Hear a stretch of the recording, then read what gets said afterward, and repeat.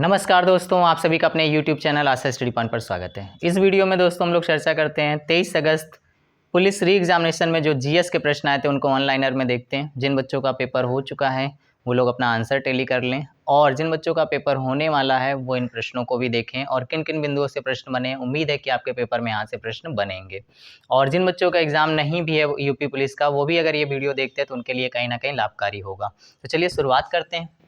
पहला प्रश्न दोस्तों दिया हुआ है, भारत का पहला हवाई अड्डा कहाँ पर है? तो आंसर हो जाएगा दोस्तों बॉम्बे यानी मुंबई में।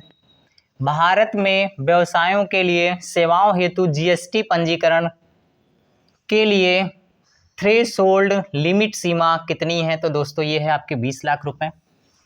जून 2024 तक संघ गृह मंत्रालय के प्रमुख कौन है? तो अमित शाह हो जाएंगे, यानी गृह मंत्रालय पूछ रहा है कौन है तो गृह मंत्री आपके अमित शाह है। इंडियन नेशनल कांग्रेस की स्थापना यानी भारतीय राष्ट्रीय कांग्रेस की स्थापना किस वर्ष में हुई थी?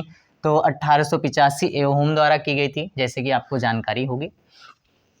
नेक्स्ट प्रश्न है दोस्तों हमारा, भारतीय कृषि अनुसंधान संस्थान में भारत संरक्षित बासमती किस्म की खेती के लिए किस देश के खिलाफ कानूनी कार्रवाई की मांग की गई है? तो भारत ने पाकिस्तान के खिलाफ किया। बासमती चावल की किस्म आपने सुना होगा, काफ़ी अच्छा खाने में होता है।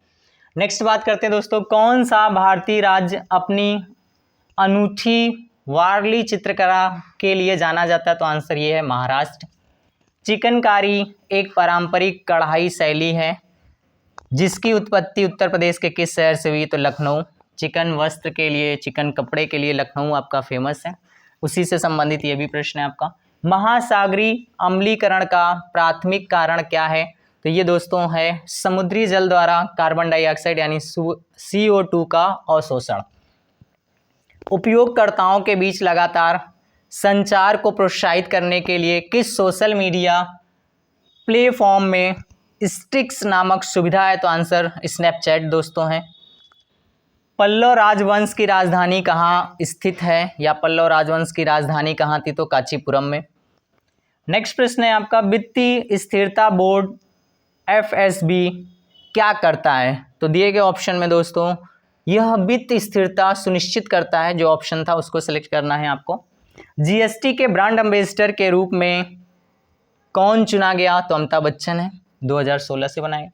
नेक्स्ट, निम्नलिखित में से कौन सी रेखा फ्रांस और जर्मनी के बीच की सीमा है? तो आंसर हो जाएगा दोस्तों Siegfried line Rekha.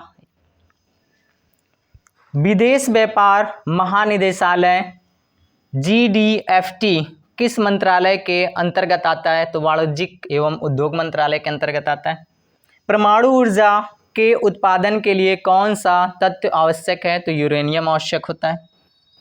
The Scarlett letter पुस्तक किसने लिखी थी? तो ये प्रश्न पूछा गया। सब सीरीज में दोस्तों एक पुस्तक जरूर पूछ रहा, तो किताबों को आप पढ़ लीजिएगा। नैलियन हार्नोड। नेक्स्ट दोस्तों है, अफ्रीका के आर पार दौड़ लगाने वाले पहले व्यक्ति कौन है? तो रस कुक। नेक्स्ट प्रश्न है आपका, प्रायद्वीपीय भारत की सबसे लंबी नदी कौन सी है? तो गोदावरी।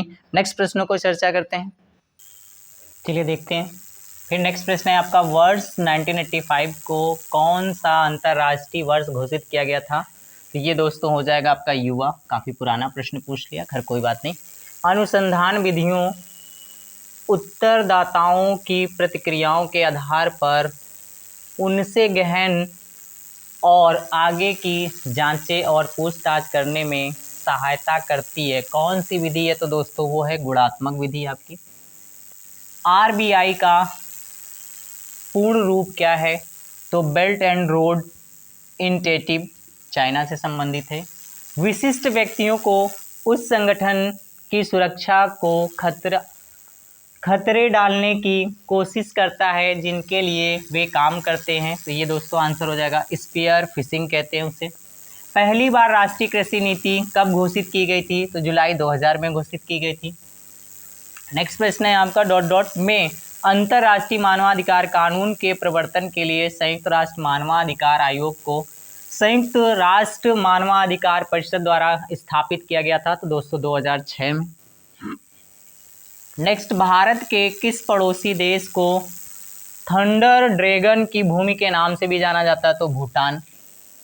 निम्नलिखित में से कौन सा सोशल मीडिया प्लेटफॉर्म नहीं है? तो दिए गए ऑप्शन में आपका गूगल एक सर्च इंजन है, सोशल मीडिया प्लेटफॉर्म नहीं है आपका, जिसमें यानी आप चैट नहीं कर सकते, आपस में बात नहीं कर सकते, कुछ शेयर नहीं कर सकते। गूगल जैसा कि आप सभी करते भी हैं, पढ़ाई में कुछ भी समस्या होती तो गूगल पर सर्च करते, तो गूगल एक आपका सर्च इंजन है। नेक्स्ट, नोएडा उत्तर प्रदेश के किस जिले के अंतर्गत आता है? तो दोस्तों गौतम बुद्ध नगर। विश्व डाक दिवस कब मनाया जाता है? तो 9 अक्टूबर को मनाया जाता है। क्रोएशिया की राजधानी क्या है? ये पूछा गया था। जाग्रेब क्रोएशिया की राजधानी है आपकी, चेक गणराज्य भी जिसे कहते हैं। माफ करिएगा दोस्तों, क्रोएशिया की राजधानी पूछा था ना, क्रोएशिया गणराज्य की राजधानी क्या है? तो आपका हो जाएगा जाग्रेब। 1946 में विमुद्रीकरण के दौरान आरबीआई के गवर्नर कौन थे? तो चिंतामण द्वारकानाथ देशमुख थे। दिए गए ऑप्शन में अच्छे से आप इसको देखते, जिनको आरबीआई के बारे में थोड़ी सी जानकारी है वो आप गवर्नर्स को फाइंड करके इस आंसर को लगा सकते थे। भारतीय संविधान का कौन सा भाग राज्य के नीति निर्देशक तत्वों से संबंधित है? तो भाग 4 है आपका।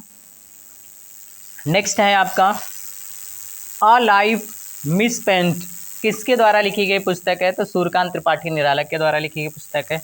आसमान के नीलेपन का मुख्य कारण क्या होता है? तो इसमें दोस्तों आंसर ये श्वेत प्रकाश का प्रकीर्णन यानी बिखराव। नेक्स्ट अन्य क्वेश्चन, इसके बाद का जो प्रश्न दोस्तों दिया था पूछा गया आपका रमन सुब्बा राव जिनकी हाल ही में निधन हो गया, उनका संबंध किस खेल से या किससे जुड़े हुए थे? दोस्तों तो ये आंसर हो जाएगा आपका क्रिकेट से संबंधित थे। नेक्स्ट प्रश्न है आपका निम्नलिखित में से किस प्रकार का प्रदूषण का संबंध त्वरित यूट्रोफिकेशन है? तो आंसर ये जल प्रदूषण से संबंधित है। डॉट डॉट मैं दुर्भावनापूर्ण फाइलों वाली छवियों का उपयोग हैकर को आपके खाते की जानकारी चुराने या आपके कंप्यूटर को संक्रमित करने में मदद करने के लिए किया जाता है, उसे क्या बोलते हैं दोस्तों? तो इमेज फिशिंग होती है, कंप्यूटर से संबंधित प्रश्न है। ये दोस्तों है जानकारी आपकी 23 अगस्त की फर्स्ट शिफ्ट के जीएस की। फिर मिलते हैं नेक्स्ट वीडियो में। चैनल पर नए हैं तो चैनल को सब्सक्राइब करिएगा। Thank you.